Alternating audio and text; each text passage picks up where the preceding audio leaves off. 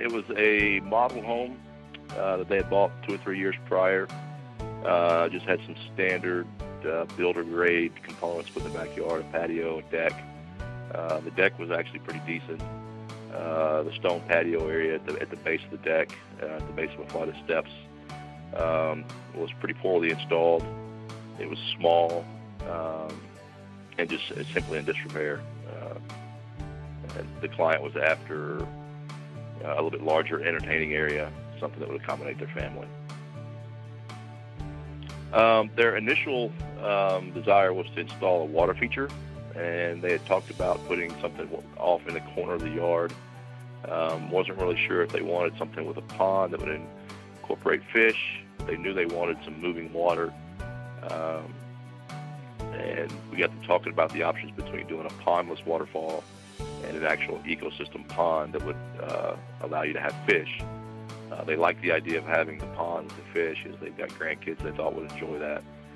I put together a design that pulled it up closer to the patio area, basically hugging the patio area to make it easier to enjoy.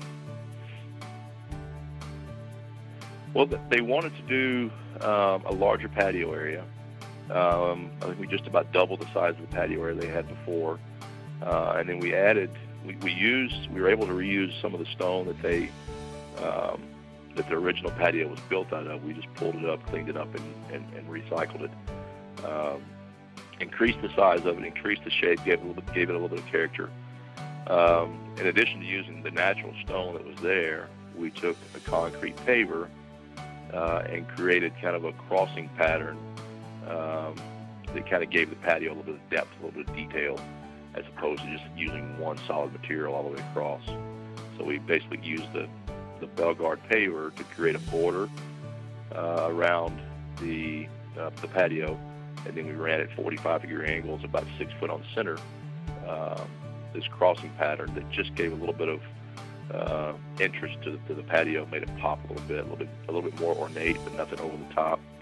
The color scheme was kind of a monochromatic grays and blues, so that, using the two different materials kind of helped complement each other, but also gave enough contrast to give a little bit of definition, a little bit more of an elegant feel to it, I guess. We started the project in August of 2012, and it took us roughly about 4 weeks to build it.